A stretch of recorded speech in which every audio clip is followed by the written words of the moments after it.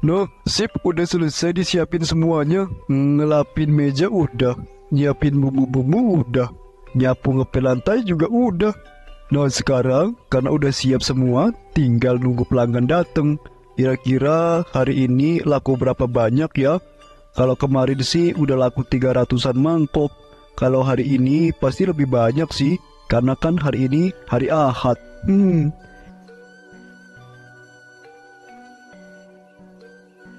Permisi Pak, ini warungnya udah buka belum ya? Saya mau beli bakso bareng pacar saya. Tadi pagi mau berangkat nggak sempet sarapan. Nah, ujung dicinta ulan pun tiba. Baru aja diharap, udah datang aja nih sumber uangku. Oh iya mas, warung baksonya udah buka kok. Masnya mau pesen apa? Oh iya tentu aja boleh tahu. Masnya kan pelanggan saya.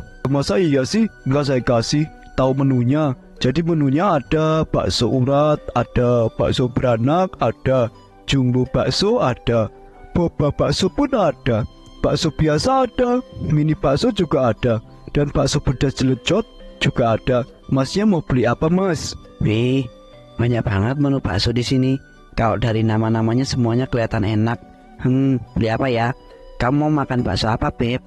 Tenang aja, kali ini aku yang bayar, oke? Terserah, aku sih terserah. Mau bakso apa aja, terserah kamu. Hah? Waduh, bilang terserah lagi. Kalau udah kayak begini, aku nggak tahu dia maunya apa. Dan nanti kalau aku ambilin asal, dia marah-marah. Duh, bingung parah ini mah. Mas, kok malah bengong sih? Masnya pasti bingung kan sama pilihan terserah dari mbaknya? Iya kan? Tapi tenang aja mas, sekarang masnya nggak perlu khawatir lagi. Karena di tempat saya sekarang menyediakan bakso terserah. Beneran pak? Bapak jualan bakso terserah? Wah, sangat mantap sekali bapak ini. Saya yakin sih bakal rame banget warung bakso ini. Ya udah deh pak, kalau begitu saya beli bakso terserahnya satu, sama bakso urat jumbonya satu. Sama minum es tehnya anget ya pak. Nah, yang maksudnya nggak gitu yang. Oke, tunggu sebentar ya, saya buatin sebentar. Nih baksonya mas, silahkan. Dan ini bakso terserahnya mbak. Terima kasih banyak sudah memesan. Silahkan dinikmati. Iya Pak, makasih banyak ya Pak. Kalau gitu saya coba dulu ya Pak. Bismillahirrahmanirrahim. Oh rasanya begini sih Pak. Ini mah baksonya bakso basi Pak. Udah nggak layak dimakan. Kenapa dijual sih Pak? Basi maksudnya apaan ya mas? Saya buat baksonya yang biasa kok mas. Kenapa bisa basi? Masnya suka bercanda mas. Nggak baik, suka buat orang panik loh mas. Canda dari Hong Kong. Saya ini beneran Pak. Parah sih Bapak ini kalau jualannya begini Pak. Kalau jualan yang jujur napa Pak? Jangan malah main curang. Jualan bakso basi begini. Halah udahlah, kecewa saya Pak. Saya kira baksonya bakal enak. Ayo Beb, kita pulang aja. Kita cari tempat makan yang lain ya. Mas, tunggu mas, tunggu. Ini dibayar dulu mas. Jangan asal pergi nyelonong aja mas. Dibayar dulu mas. Hah? Bayar? Bapak yang bener aja Pak. Makanan kayak begini disuruh bayar. Lagian saya juga cuma nyicip doang baksonya. Belum makan ngapain. Saya harus bayar. Udahlah Beb, nggak usah dengerin orang kayak dia. Udahlah, curang licik lagi. Ayo kita pergi dari sini. Mas, tunggu mas. Kenapa sih ini baru juga pagi-pagi udah ada masalah aja? Masa iya sih bakso yang baru aku buat udah basi? Oh rasanya beneran basi gini sih. Kok bisa sih, aneh banget. Sial, apa mungkin warung aku ada yang... Ada apa Pak? Kok marah-marah begini? Ada masalah apa Pak? Centong baksonya hilang lagi? Atau Bapak lupa naruh mie bihunnya di mana? Atau jangan-jangan Bapak lupa? Halah, diem kamu diem. Berisik banget, datang-datang sok tahu pula. Nggak tahu orang lagi jengkel malah ditambah jengkel. Kalau datang itu minimal ngebantu masalah bapak. Nggak datang-datang bikin riweuh aja. Ya tapi kan emang mau bantuin Pak. Makanya ibu tadi nanya, ada masalah apa Pak? Nanti biar ibu bantu mecahin masalahnya.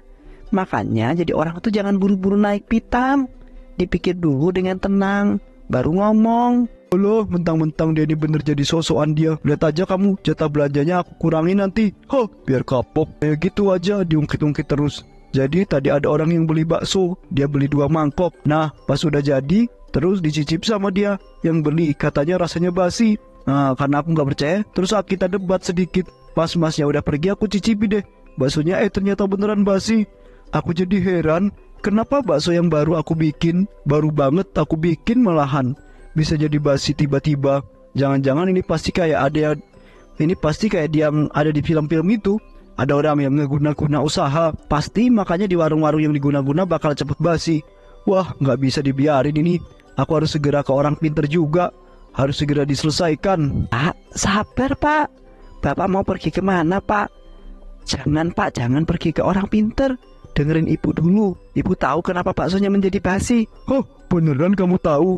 Jadi kau pasti berpikiran juga kan kalau baksonya ini basi karena diguna-guna? Ya kan? Emang sih kita ini beneran jodoh, soalnya satu pemikiran. Guna-guna gundulmu Pak. Jelas-jelas baksonya basi itu bakso 3 hari yang lalu. Kenapa masih dijual? Yang namanya makanan kayak bakso kalau udah 3 hari yang lalu ya pasti bakal basi. Bapak ini gimana sih? Gitu aja nggak bisa nalar. Oh, nggak mungkin lah. Masa iya bakal basi sih? Aku kan cuma pakai bakso sisa kemarin sama sisa bakso-bakso yang habis dimakan buat dijual lagi. Gimana, pinter kan Bapak? Daripada dibuang mending dipakai lagi aja buat dijual. Biar tetap untung banyak. Astagfirullahaladzim Pak. Jadi selama ini Bapak jualannya begitu Pak? Bapak ini jorok banget sih Pak. Yang namanya makanan sisa itu dibuang nggak dipakai lagi Pak. Kalau gitu caranya ya wajar aja makanannya basi. Orang cara bikinnya aneh gitu, malah mau ke dukun lagi aneh-aneh. Enggak, ini pasti karena guna-guna, titik. Alah udah Pak, Bapak ini salah. Jadi sekarang kita ganti semua bahan-bahannya. Kita buat yang baru biar gak ada yang protes. Mereka berdua akhirnya membuat bakso dengan cara yang semestinya. Namun, malah warung bakso Pak Lana menjadi sepi hingga membuatnya depresi.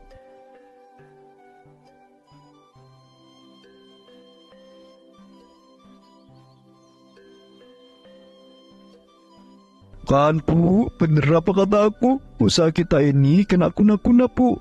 Bukan perkara cara buat baksonya. Seharusnya waktu itu aku nggak usah dengerin omongan ibu. Aku langsung pergi ke dukun aja, biar masalahnya langsung kelar. Enggak Pak, ini bukan perkara gaib. Ini itu karena bakso Bapak akhir-akhir ini memang lagi nggak tren. Jadi itu yang ngebuat warungnya sepi Pak. Halo, aku udah percaya omongan kamu lagi Bu. Omongan kamu itu sesat, bikin aku bangkrut. Sekarang gara-gara ibu warungnya jadi sepi kan, ya kan? Astagfirullahaladzim Pak, tajam banget omongannya Bapak ini. Pak, kalau menurut ibu, kita tunggu bulan depan. Ibu yakin bulan depan warung kita udah pasti rame lagi Pak. Bahkan mungkin aja bisa lebih ramai dari yang sebelum-sebelumnya. Enggak, keputusan Bapak udah bulat. Bapak akan tetap ke dukun. Apapun yang ibu saranin gak akan ngaruh sama keputusan Bapak. Ya udah, kalau begitu aku pergi dulu. Pak, jangan Pak. Bapak, astagfirullahaladzim.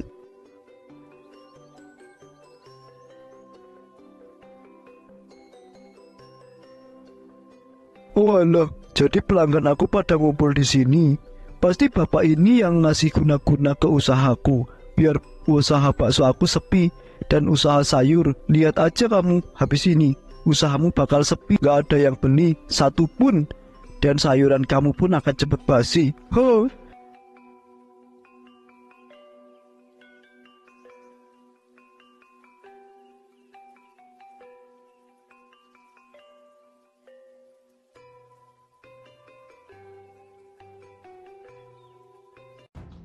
Jadi tujuan kamu ke sini adalah untuk melakukan pesugihan.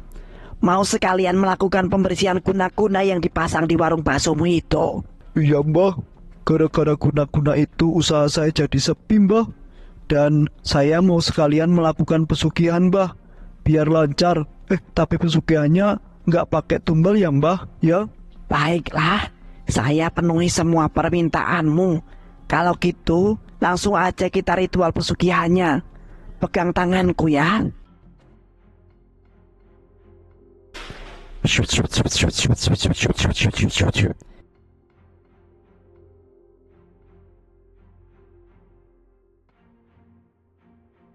Oh, kenapa kita ada di tempat ini, Mbah? Ngapain kita ke sini, Mbah? Bukannya kita mau melakukan ritual pesugihan ya, Mbah? Terus ngapain kita mah di sini? Kita akan melakukan kesepakatan dengan makhluk yang ada di sini. Makhluk ini adalah makhluk yang sering saya gunakan untuk mengikat ritual pesugihan. Oh, makhluk yang menghuni lembah yang begitu dalam. Keluarlah, aku butuh bantuanmu. Keluarlah, keluarlah. Woi, keluar woi. Aku sudah datang manusia. Akulah penguasa di lembah yang gelap ini. Aku dalang Raja Babi. Ada perlu apa kamu tiba-tiba memanggilku? Apakah kamu meminta kekuatan lagi seperti yang terakhir kali? Tidak, saya kesini melakukan ritual pesugihan. Ada klien saya yang ingin membuat kontrak pesugihan. Baiklah, kalau begitu, aku akan menyetujuinya. Jadi ritual mana yang akan kamu mau? Aku memiliki 3 ritual pesugihan yang biasanya manusia sesat seperti kamu lakukan. Yang pertama adalah pesugihan babi ngepet. Yang kedua adalah yang kedua adalah pesugihan kepala babi. Yang ketiga adalah pesugihan daging babi. Jadi kontrak mana yang akan kamu pilih? Waduh, aku tidak tahu lagi maksudnya dari tiap pesugihannya. Gimana ya?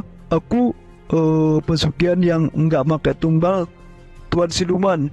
Baiklah, kalau begitu aku akan memilih pesugihan daging babi. Dukun baca mantranya. Baiklah Tuan. Wahai makhluk yang tersesat, berikan aku kekuatanmu untuk melancarkan semua usahaku.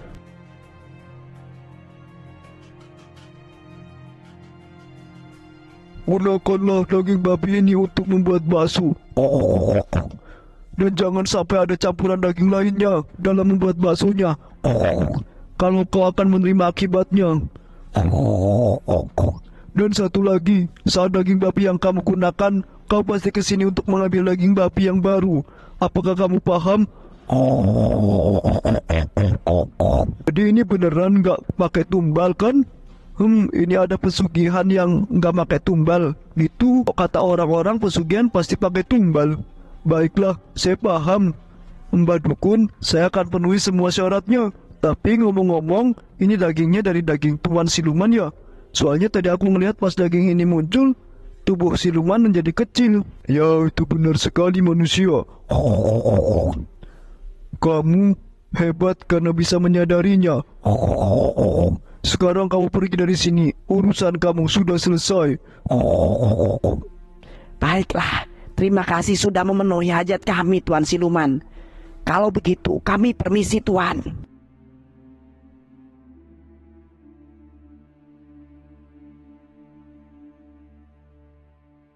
Sebaiknya kamu ingat dan jalankan syarat-syarat pesugihannya, agar pesugihan yang kamu lakukan manjur, dan agar nyawamu aman. Kalau begitu, kamu sudah boleh pergi. Ritual pesugihannya sudah selesai. Ritual pesugihan udah selesai. Terus ritual buat nyingkirin guna-guna itu gimana, Mbah? Apakah nggak percuma kalau aku ngelakuin pesugihan tapi masih dalam keadaan keguna-guna? Tidak, guna-guna itu tidak akan berpengaruh. Karena ketika kamu melakukan pesugihan ini membawa kekuatan yang sangat besar. Jadi kekuatan sepele seperti guna-guna akan secara alami menyingkir. Karena kalah kekuatan.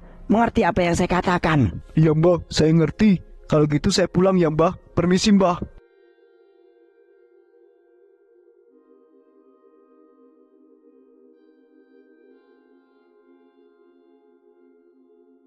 Nah, kata si Tuan Babi, kita harus membuat baksonya dari daging ini dulu. Jadi, pertama-tama kita cuci dulu dagingnya.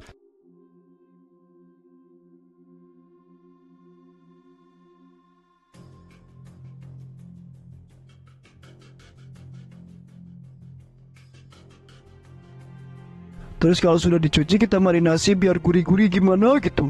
Dan sekarang kita giling dagingnya. Lah, Bapak udah pulang, Pak? Bapak lama banget Pak keluarnya. Kemana aja Pak? Terus Bapak nggak jadi ngelakuin pesugihan itu kan? Iya kan? Kamu kalau nanya satu-satu kenapa sih?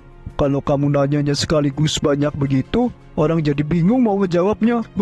Aku baru pulang karena tadi aku keliling buat nyari daging sapi yang murah buat bikin baksonya. Siapa tahu dengan daging murah ini kita bisa jualan bakso lebih murah lagi, jadi bisa lebih ramai begitu. Walah, aku kira Bapak pergi kemana? Kok lama banget? Aku khawatir, Pak, kalau Bapak ngelakuin pesugihan. Soalnya itu perbuatan syirik, Pak. Perbuatan yang gak disukai sama Allah, Pak. Dan pesugihan itu pasti menggunakan tumbal, Pak. Jadi Ibu khawatir banget kalau Bapak melakukan pesugihan. Enggak apa Bu, tenang aja. Bapak enggak melakukan pesugihan kok. Bapak jadi cuman jengkel aja, terus jalan-jalan dan akhirnya beli daging ini. Ini sekarang lagi mau dibuatkan bakso. Ibu mau bantuin Bapak bikin baksonya? Kayaknya enggak deh, Pak. Ibu masih ngantuk. Ibu tadi kebangun karena ada suara berisik di dapur. Aku mau ngecek aja. Ternyata ada Bapak lagi bikin bakso. Ya sudah, ya Bapak begitu aja. Ya udah ya Pak, gitu aja. Ibu makasih banyak karena Bapak enggak jadi melakukan pesugihan. Ibu mau lanjut tidur ya Pak. Dadah Bapak, semangat ya Pak. Ya Bu, makasih. Untung aku nggak ngomong yang sebenarnya. Kalau aku ngomong yang sebenarnya, males aku debat panjang lebar. Ya udahlah, sekarang lanjut aja bikin bakso daging babinya. Sekarang kita giring dagingnya, masukin daging babinya, masukin tepungnya sedikit aja biar kerasa gurih dagingnya. Terus jangan lupa masukin rempah-rempahnya biar rasanya nggak hambar. Nah kalau udah selesai digiling, sekarang dibulet-bulet-bulet terus masukin ke panci deh. Berkat pesugihan daging babi yang dipakai usaha bakso milik Pak Lana menjadi sangat ramai karena baksonya enak dan murah. Nah gini dong Pak, kalau jualan bakso itu yang enak dan jujur, ini pasti tempatnya bakalan ramai kayak gini. Rasa baksonya kerasa banget, dagingnya bikin nagih. Kayaknya saya bakal kesini tiap hari deh. Ya namanya manusia Mas, sering melakukan kesalahan. Tapi kita harus belajar dari kesalahan itu, ya kan? Biar bisa tetap maju terus ke depan. Ya Pak, benar banget. Kalau gitu saya pesen dibungkus juga ya Pak, 4 bungkus Pak. Bakalan sekalian bawain orang tua di rumah, biar tahu kalau ada bakso seenak ini di desa ini. Ya Mas, tunggu sebentar ya. Saya buatkan pesanan yang lain dulu. Pak, saya juga pesan 5 juga ya Pak. Bakso terserah. Rupanya bakso terserahnya enak juga loh. Bapak cepetan dikit dong kerjanya, malah ngobrol loh. Udahlah capek kita ini. Dari tadi nunggunya. Iya bener itu, bener. Cepetan, punya saya mana Pak? Udah panas banget. Bau ketek, siapa ini woi? Berkat pesugihan itu pun keuangan Pak Lana menjadi sangat luar biasa. Sekarang dia menjadi orang kaya raya, miliarder, luar biasa berkat pesugihan tersebut.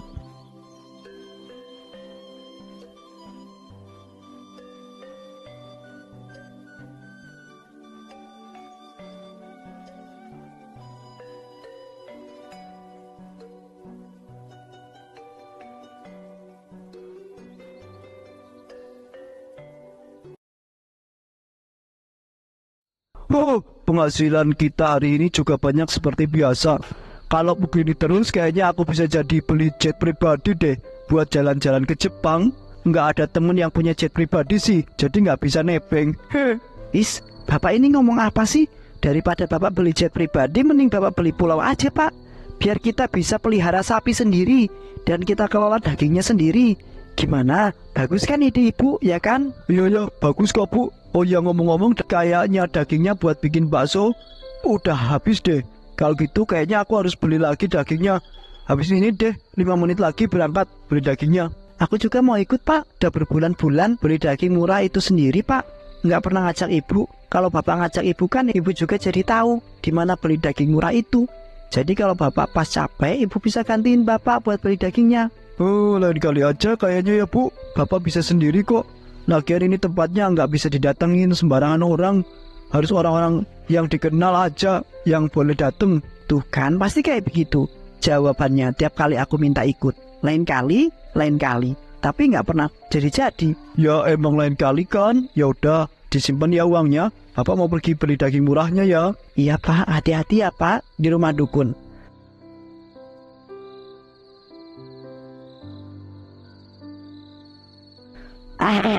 Kamu rajin sekali melakukan ritual rutin ini. Oh iya Mbah, soalnya berkat pesugihan ini saya udah menjadi orang yang sangat kaya Mbah. Kalau gitu bisa langsung dimulai mbah ritualnya. Saya udah nggak sabar mbah. Baiklah kalau begitu.